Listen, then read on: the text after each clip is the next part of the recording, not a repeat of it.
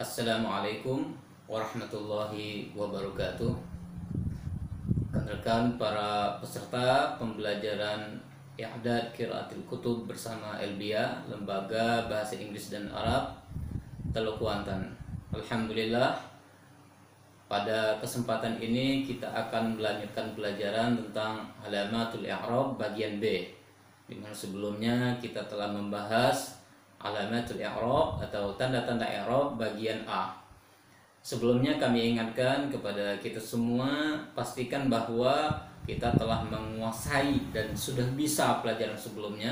Ingat bahwa target belajar kita bukan hanya paham tapi bisa.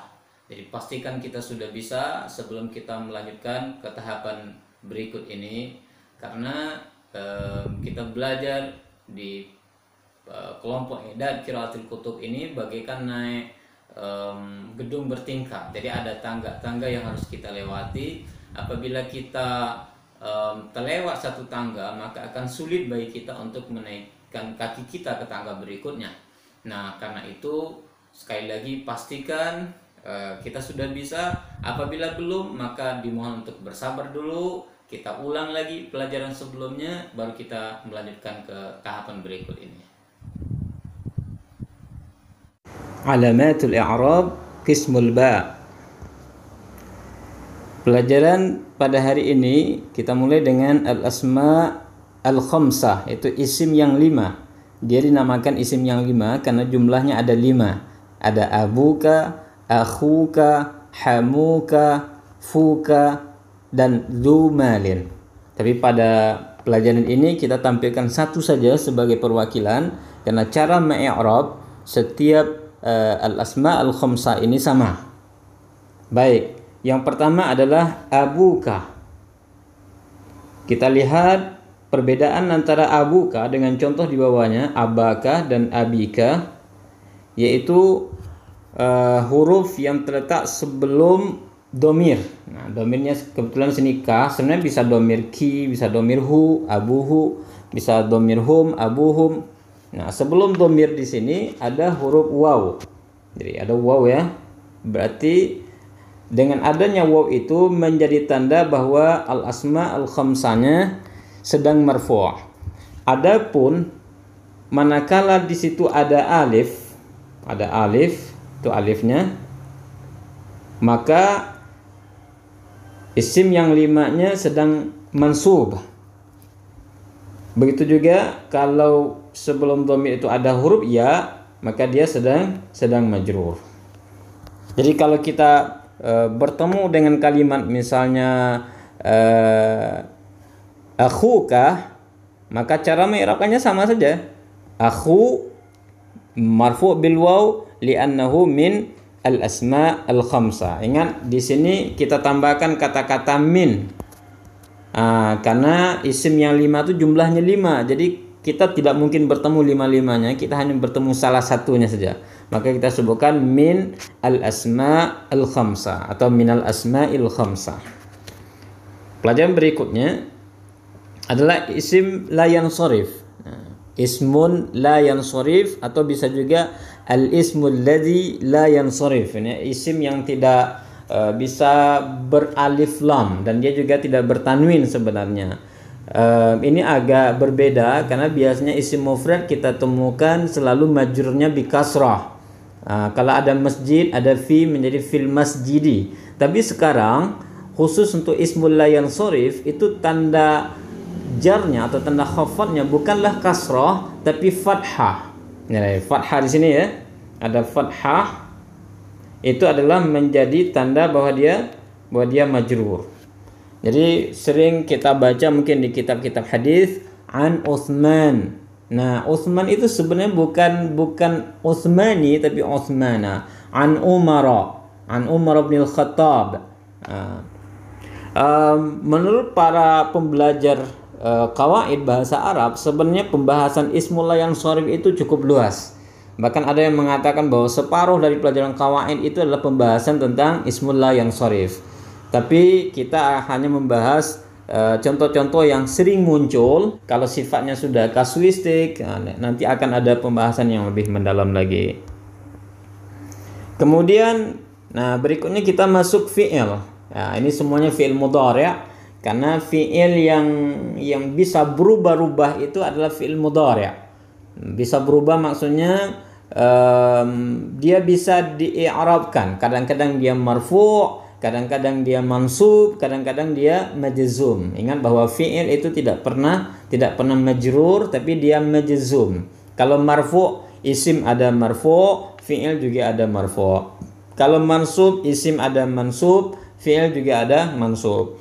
Adapun khusus fi'il, dia hanya majzum, tidak ada majrur. Kebalikannya untuk isim ada majrur tapi tidak ada majzum.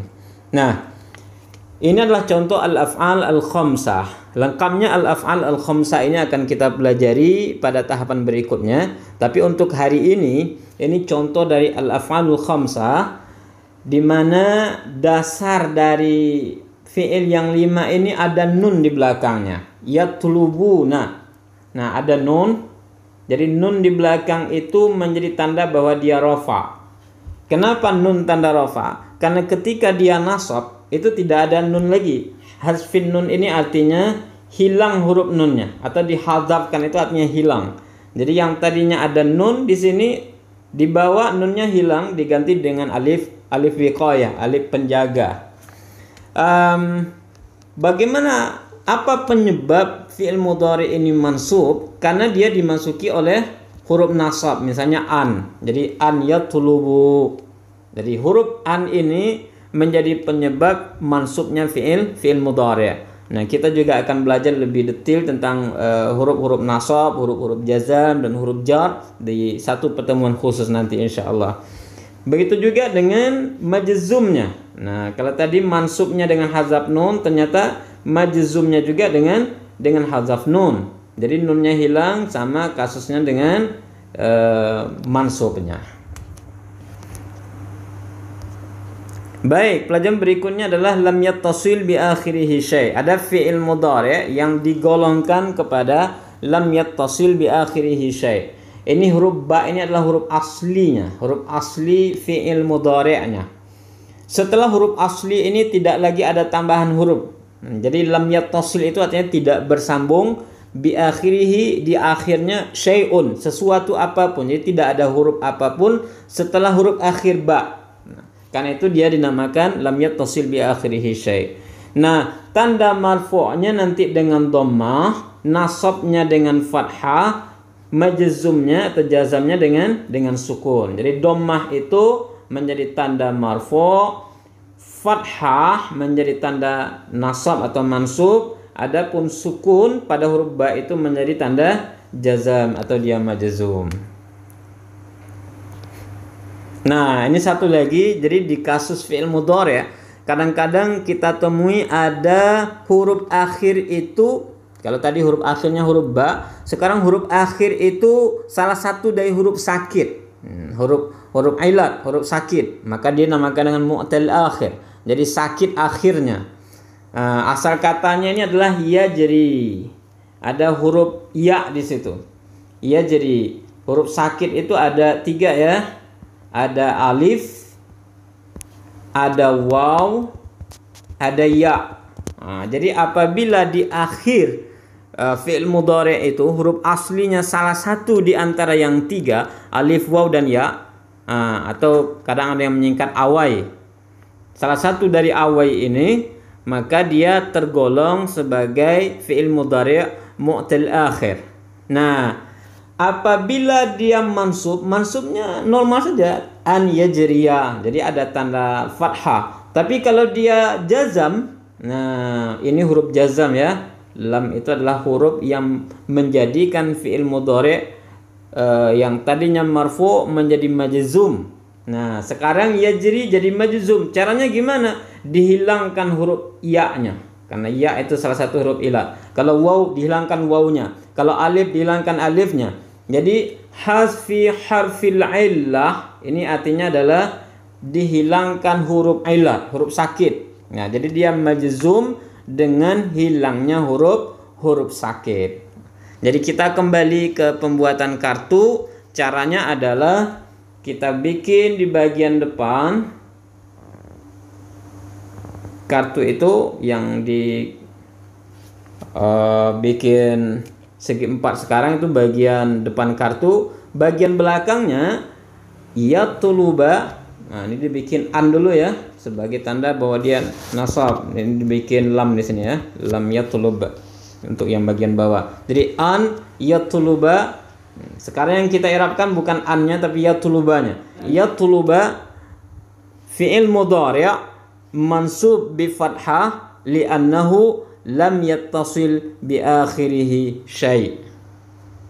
Kita coba yang lain. Nah, misalnya yatlubu, kita bikin an yatlubu, tapi yang kita i'rabkan yatlubunya saja. Yatlubu fi'il mudhari' mansubun bi hadfin nun li'annahu minal af'alil khamsa. Jadi ditambah kata-kata min karena ini hanya satu di antara fi'il yang 5. Nah, semuanya dibikin ke dalam kartu-kartu untuk latihan kita, dan insya Allah setelah pembelajaran ini kita akan dipandu evaluasinya dengan video pendampingan evaluasi insya Allah. Demikian saja. Assalamualaikum warahmatullahi wabarakatuh.